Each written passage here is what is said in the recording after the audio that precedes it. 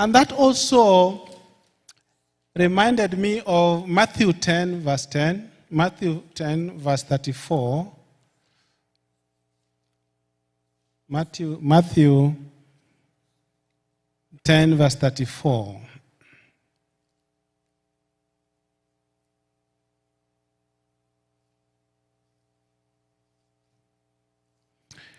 It says like this, 34. It says, "Do not suppose that I have come to bring peace on earth. I did not come to bring peace, but a sword.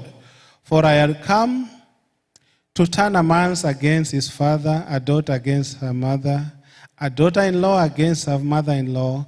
A man's enemies will be the member of his own household. Anyone who loves their father or mother or their children or their family more than me is not a part of me."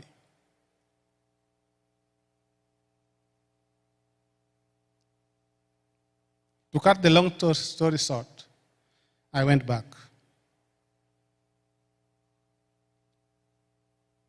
I separated with my family because we decided to leave my wife with the children, and then I went back. And I stayed in Kenya for 7 years. 7 years. Though, of course, I was commuting back and forth, back and forth, back and forth.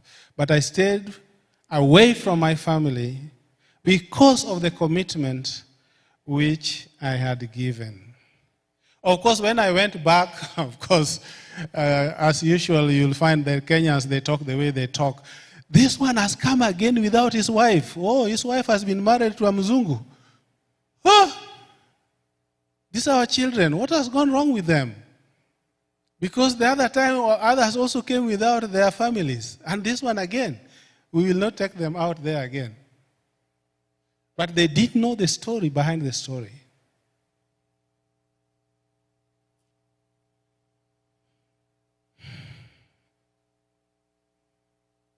The Lord blessed the work in Baraton.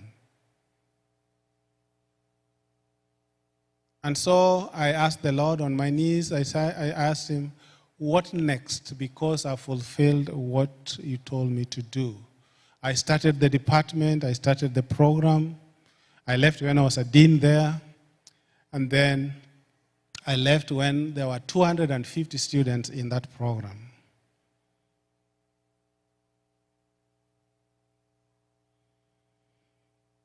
And so in between, I don't know how the Lord shaded the eyes of these immigration officers, because I would come and go and come and go. But the last moment I came, they say, "You mean you are on green card and you don't stay in this country? All these years we have given you green card. But if we allow you in, if you go, you will never come back." And so I came back. They allowed me in and started looking for a job in the US. It would not work. But in the end, I processed what is called a travel, I've forgotten the name, but travel document, something like that, which can extend your green card for some time. So while I went back again for my final moment, because this document I processed could allow me now to go back and forth, then there's this white old lady coming to my wife to tell my wife that I saw 3ABN and there's a black man who is a dean of School of Public Health in Andrews. Why don't you tell your husband to apply? Maybe it could be considered. My wife called me. Of course, we were talking 2 times in a day, every day. But I didn't want to because Loma Linda disappointed me. And other places that applied had also not given me open. But now, since she was now coming home with our last-born daughter after graduation, I said, let me apply for this music of have you applied every time we are talking to go away, so that when she comes, she will be happy that indeed I applied. I didn't have any hope. But glory be to God, when I applied, The Andrews people called me from Africa and told me, we want you for an interview. They flew me in. I did the interview among the 5 people they shortlisted. And glory be to God that I'm the one they took. Because I did the interview, went back. I didn't even have enough time with my family. Now, when I was on the way taking them to the airport to come back to America, then I received this call from the dean of the School of Public Health. And then he tells me that, are you Dixon Anjejo? Yes. Well, congratulations. I'm here to tell you that we have offered you a position you interviewed for. We are looking forward to having you, and we have offered you a container, but make sure you don't carry an elephant. You can carry anything else, but not an elephant. Who am I that I can come from Kenya to be a missionary in America? It is God and God alone. That's why I have to tell the world what God has done for me. It is not about me. It is about what God has done in my life. Because things are happening in a way that I didn't even program them. Nobody is there in a tall order to stand for me. But you just find that they are just falling in place. And so when I remembered all this and I remembered what God has done, and with your persistence, I said I have to go. This is the background why I'm here. I said I cannot forget. As I come to conclusion over this matter, there are 3 things I want to tell you, which when I talk about, I feel like shedding tears. And I keep saying, had it not been God,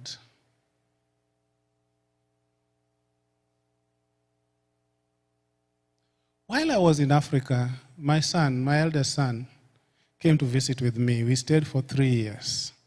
No, for 3 weeks. And on the last day, when he was about to come back to the U.S., we went to bid bye to his grandmother. On our return to Baraton, I was driving in a rainy area. In fact, Aero Katito Road, Aero Kisi Road. I had just turned in Katito there and now heading to Aero. As we had picked speed, the front tire on my side busted. The car pulled me to the side of the opposite side. Thank God that there was no vehicle coming. But I never knew we were nearing a bridge because there was a river full of water there.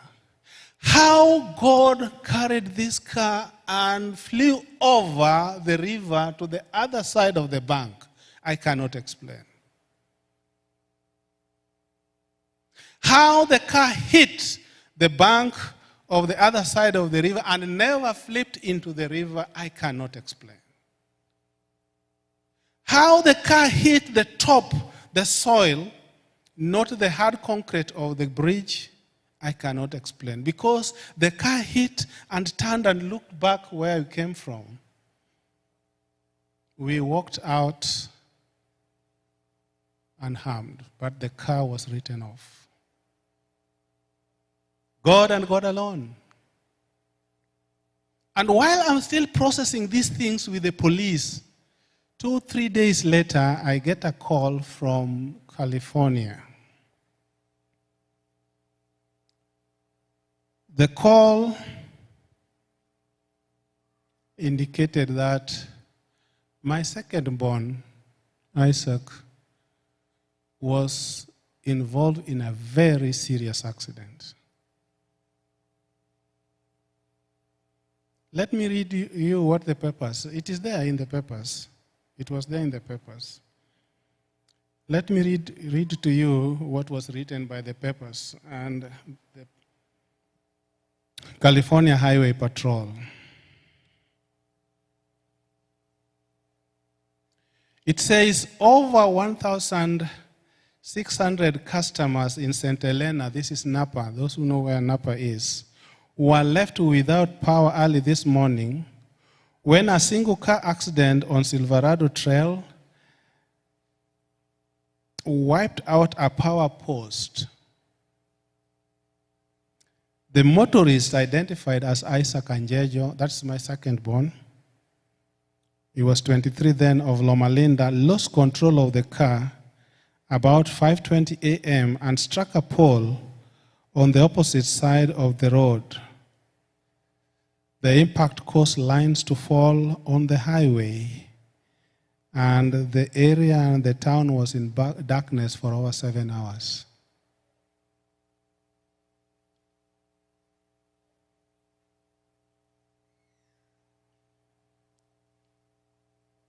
It continues to say in page 2, at this time it is unknown why Anjejo's vehicle veered off the trail. The California Highway Police said alcohol or drug are not suspected to be a factor in the accident. The whole town was in darkness for 7 hours. The car was smashed into pieces. But my child walked out alive.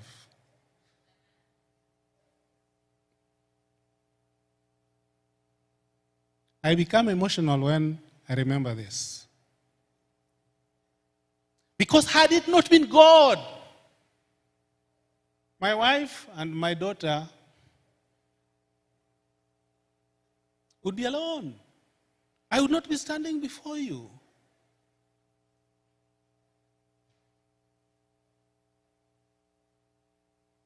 The last one I'm giving you. And this happened when I was just recently. I've not shared this to many people. Maybe this is the first time I'm sharing it to the public. I'm from the university. I went to take my wife on Friday, going for shopping. Before we reached the grocery shop, somebody was trailing us, pointing a gun at us. I didn't realize this until we parked. When we parked, this somebody just parked by the side of me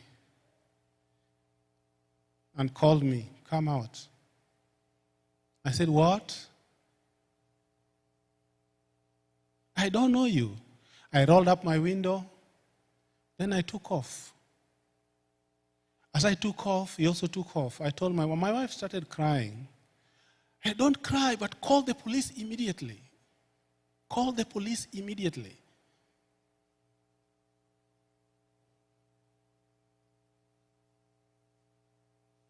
When we called the police, thank be to God, because we reached a point where there was a stoplight and it turned red, so all the vehicles in front and behind stopped. And he was tailgating me. The police talked with us and said, where are you? And they gave us the instruction, do this, and then we went and we told them where we parked. And they told us, park there, don't roll down the window, and don't come out. We will be there within a very short time. As we parked, and I don't know how it happened, because as we went to this shop where we told them we were, I didn't park so that he could park alongside, but he parked behind me. I parked on the exit. So he would not come and park on the side, but he parked behind me.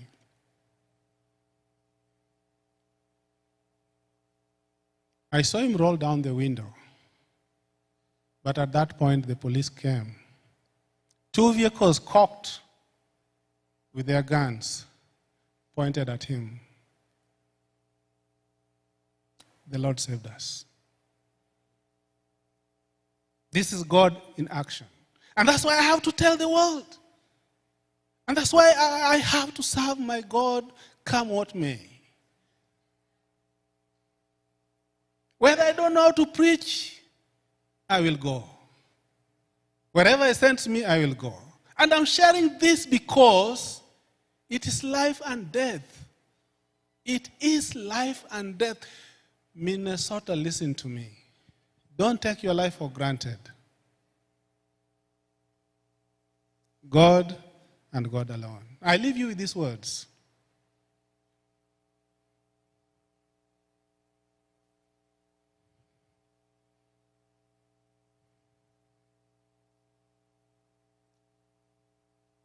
Time is no more.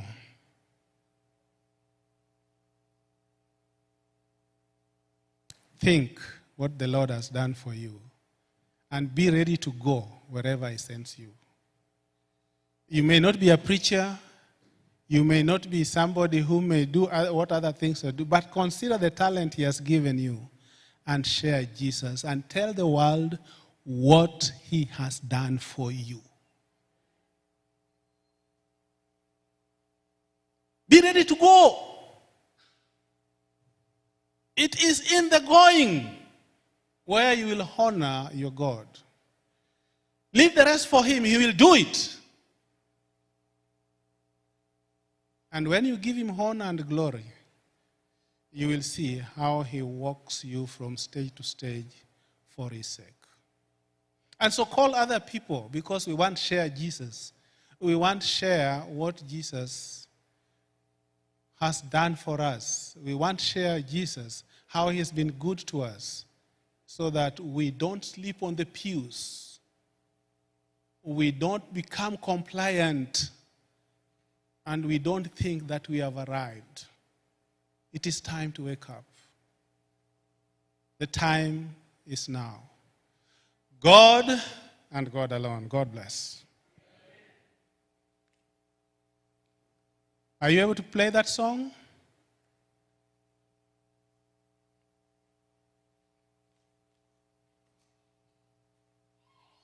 There's a song I wanted to play, but it's not working. See you tomorrow. Tomorrow, when I come tomorrow, I'll be talking about families. Don't miss out on this. Bring Moses, bring the young people, bring Okinamama. We want to talk intimate issues about families. Because you cannot go to testify if down here is rotten. We have to understand where we are. See you tomorrow.